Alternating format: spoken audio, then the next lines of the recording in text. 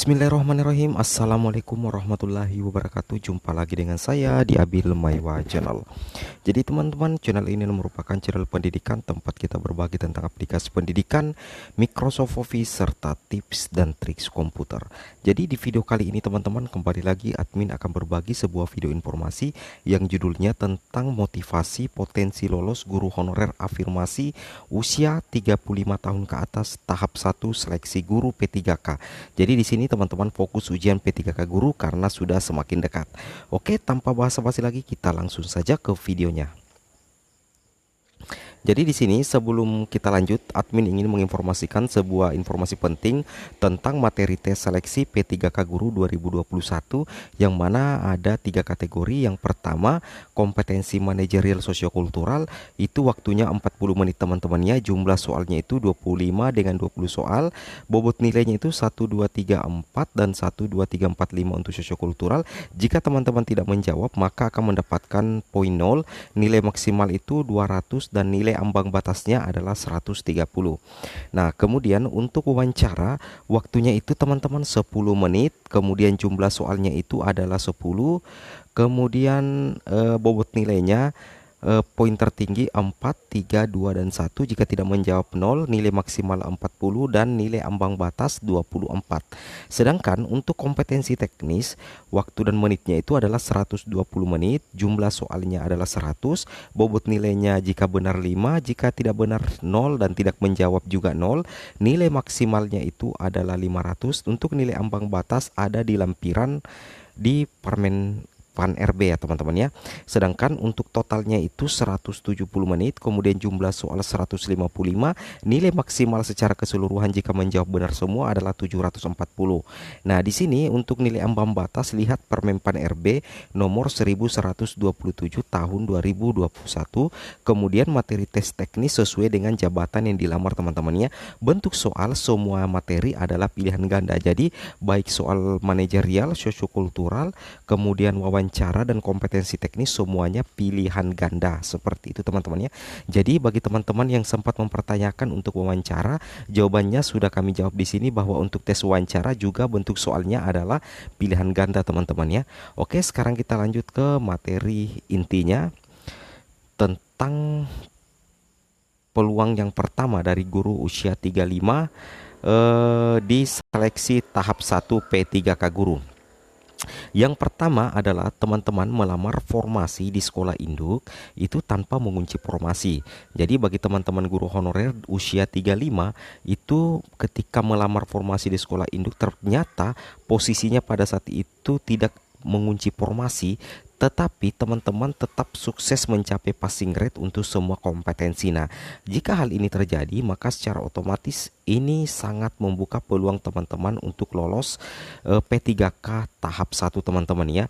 Jadi mau teman-teman mengunci formasi atau tidak, intinya teman-teman mencapai passing rate di semua kompetensi yang kami bacakan tadi, mulai dari kompetensi manajerial sosiokultural, wawancara, dan kompetensi teknis, teman-teman bisa tetap berpeluang untuk lolos passing rate. Jadi intinya teman-teman guru usia 35 tetap akan menggunakan afirmasi sebesar 15% teman-teman ya. Afirmasi yang digunakan adalah sebesar 15% ya. Jadi 15% itu teman-teman gunakan di kompetensi teknis saja, sehingga untuk kompetensi manajerial dan kompetensi sosiokultural teman-teman itu tetap harus berjuang semaksimal mungkin untuk mencapai passing rate, seperti itu teman-teman ya. Oke, jadi ini adalah kondisi yang pertama bagi teman-teman guru usia 35. Oke, kita lanjut ke potensi yang kedua. Potensi lulus yang kedua adalah teman-teman guru usia 35 ke atas itu melamar formasi di sekolah induk teman-teman ya. Melamar formasi lagi-lagi di sekolah induk dengan status perangkingan tunggal. Nah, dan tanpa saingan, satu tugas wajib capai passing rate. Dari potensi yang pertama tadi mungkin teman-teman bertanya-tanya bahwa potensi kedua ini mungkin adalah potensi yang terbaik ya. Kenapa admin katakan ini adalah salah satu potensi yang terbaik untuk lolos P3K tahap 1? Karena di sini kita tidak memiliki saingan teman-teman ya.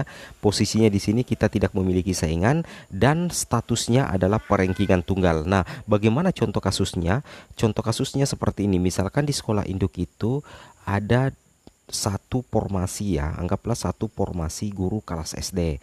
Nah, sedangkan guru honorer induk yang melamar satu formasi itu adalah satu orang juga, satu pelamar atau satu guru induk yang melamar satu formasi yang disediakan di sekolah induknya. Jadi secara otomatis satu guru ini otomatis akan mengunci formasi yang ada di sekolah induknya tanpa bisa didaftar lagi oleh guru honorer lain. Jadi secara otomatis di sini terjadi status perankingan tunggal teman-teman ya. Di sini terjadi status perankingan tunggal dan teman-teman tidak menghadapi saingan sama sekali. Sehingga fokus teman-teman hanyalah satu, yaitu bagaimana teman-teman bisa mencapai passing grade ya. Ketika teman-teman sudah mampu mencapai passing grade, maka teman-teman berdoa jika teman-teman mencapai passing grade dengan status perankingan tunggal, itu sama halnya teman-teman berhasil mengunci satu NIP ASN P3K di sekolah induk teman-teman. Seperti itu teman-teman ya. Jadi mungkin di antara ketiga potensi ini adalah salah satu potensi yang terbaik ya, melamar formasi di sekolah induk dengan status perankingan tunggal dan tanpa saingan.